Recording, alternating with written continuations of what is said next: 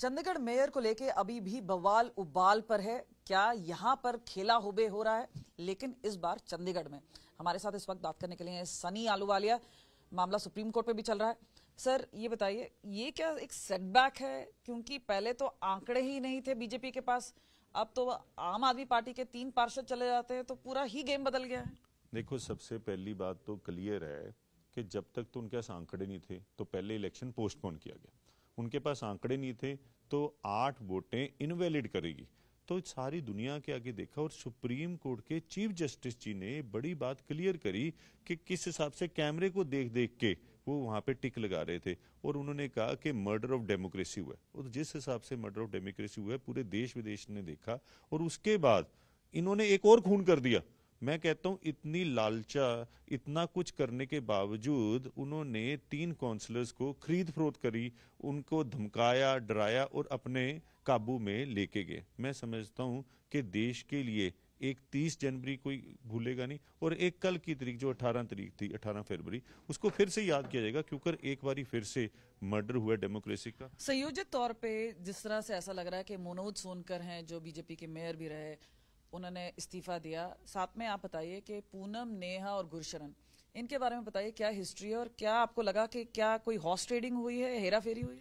100% जी, जिस हिसाब के हालात बने हुए हैं, जिस हिसाब से देश के अंदर ऑपरेशन लोटस हुआ है, उसी हिसाब से चंडीगढ़ के अंदर भी इन्होंने वही काम किया।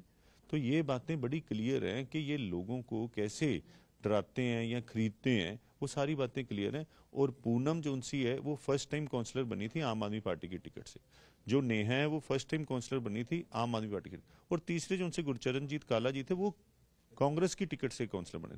तो कहीं ना कहीं इन्होंने चीजों को चेंज करके, मैनिपुलेट करके अपने हक में भारतीय जनता पार्टी नंबर लेके जा रही है। लेकिन पूरा चंडीगढ़ देख रहा है, और मुझे लगता है कि चंडीगढ़ जैसे शहर में, जो बड़ा हाईटेक शहर कहा जाता है, वहां पे 2-2 बारी मर्डर डेमोक्रेसी का हुआ है, और सारी दुनिया ने देखा, इनको माफ कोई नहीं करेगा। देखिए, एक होता है कि माफी नहीं देंगे और चलो लोग माफ नहीं करेंगे, लेकिन अब जो आंकड़े बनते दिखते हैं वहां पे तो ऐसा लग रहा है कि बीजेपी फिर से एक बार बाजी मार जाएगी। तो आप लोगों का क्या स्ट्रैटेजी रहेगा? अभी हमारा कोलिशन जो सा है वो कांग्रेस के साथ है मेयर इलेक्शन के लिए। तो 7 नंबर उनके पास हैं, 10 नंबर हमारे पास है, 17 नंबर है, और भारतीय जनता पार्टी का से 18 नंबर है। तो अभी भी एक जो सी वोट है, जो इंडिपेंडेंट कह लो, अकाली दल की कह लो, उसके ऊपर भी काफी उम्मीदें हैं। पर देखते हैं अभी, क्योंकि हर रोज नई रणनीति बनती है, नई स्ट्रैटेजी बनती है। जो भी सुप्रीम कोर्ट में फैसला आएगा, उसके बाद हमारी सीनियर लीडरशिप डिसाइड करके उसको आगे की हम स्ट्रैटेजी बना के उसके ऊपर काम करेंगे। रेजिग्नेशन पे आपका क्या बोलना है? क्योंकि अनिल मसीह ने पर पहले बात आई तो उनको माइनॉरिटी सेल से हटा दिया, अब मनोज सोनकर का, तो किस तरह से देखते हैं कि क्या होगा? क्योंकि ऐसा तो लगता है कि एकदम गेम है, मींस पहले हेरा फेरी 1, फिर हेरा फेरी 2। ये तो बड़ा क्लियर है जी। इसके अंदर मैं और भी बताना चाहूंगा कि सबसे पहले जो सेक्रेटरी थे मिस्टर सोडी, उनको हटाया जाता है।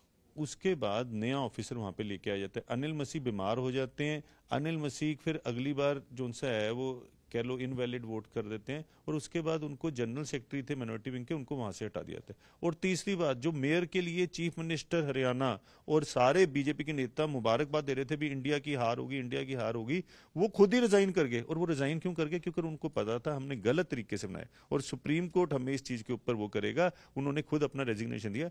तो कहीं ना कहीं भारतीय जनता पार्टी अपनी हार मान चुकी थी।